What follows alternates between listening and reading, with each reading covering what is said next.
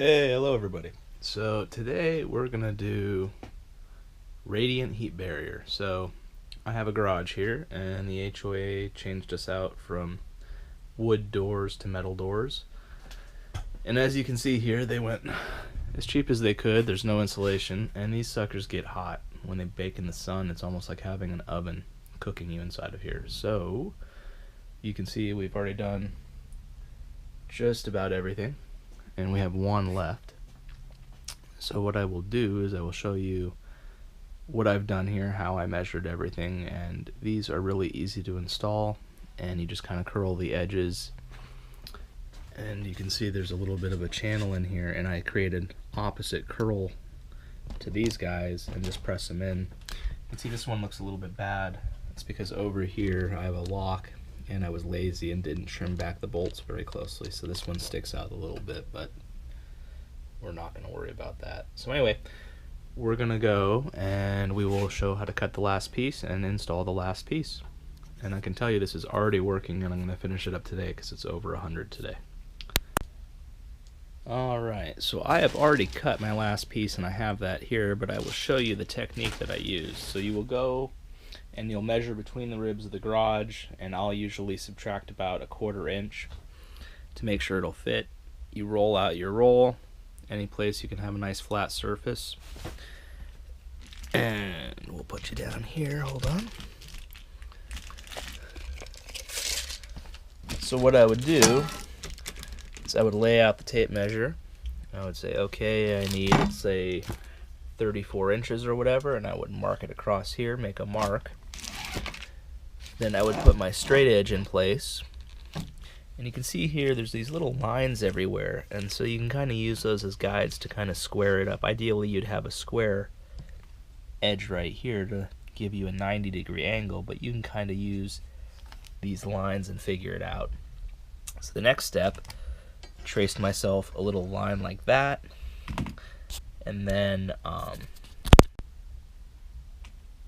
so then once you have your line traced out, I would remove that, and you just take scissors and you just cut. It's real easy because all this is basically bubble wrap sandwiched between a heavy-duty foil. So we're gonna stop the video here, and I will take the piece over and I'll show you how I install it. Alright, so you have your cut roll, and you have a top and bottom, and what I basically do is I just kind of curl a nice little edge into it.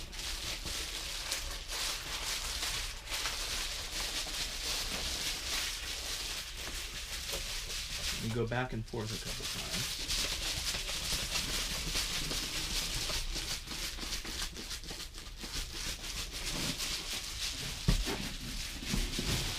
And that's going to get a little bend started. And then you're going to go around the other way.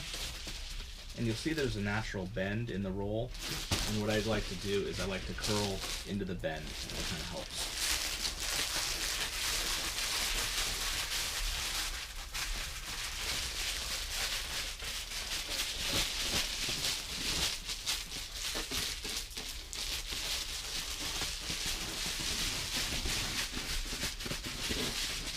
Okay.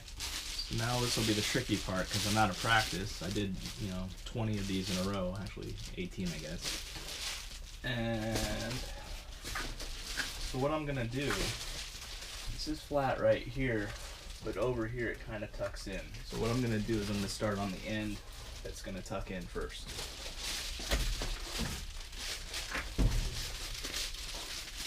Kind of hold my bends.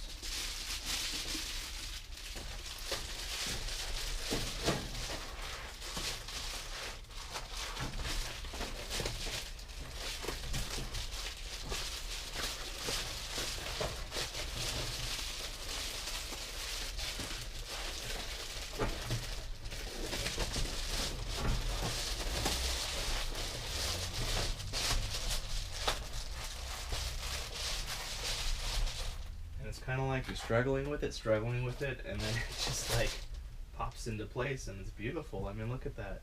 It almost looks like I knew what I was doing, but I don't. Anyway, so that was the last piece, and it's beautiful and it actually works. So when you install this, you'll notice that I created a fold this way, and that offsets it off of the metal, because the way a radiant heat barrier works is you need to create a gap between the metal and your radiant heat barrier, and then in between that the heat tries to come in, reflects off, and goes back. So the problem is if you put this directly to the metal surface, it's a lot less effective and you get a lot more transfer. So you'll see we still have plenty of, what do they call it, thermal bridging, I believe is the correct term, thermal bridging. So this is still going to get hot, all of these ribs are still going to get hot, but you know what, we've eliminated 90% of the area, 95% of the area that's radiating heat into the garage now. So these actually work. It's not perfect, but if you're in a place that's enclosed like this garage, you just get a fan going inside of here and it makes it tolerable. Anyway, so I believe about a 100-foot roll, and I still have 20 feet, 30 feet left, so I'm going to turn all those into probably sunshades.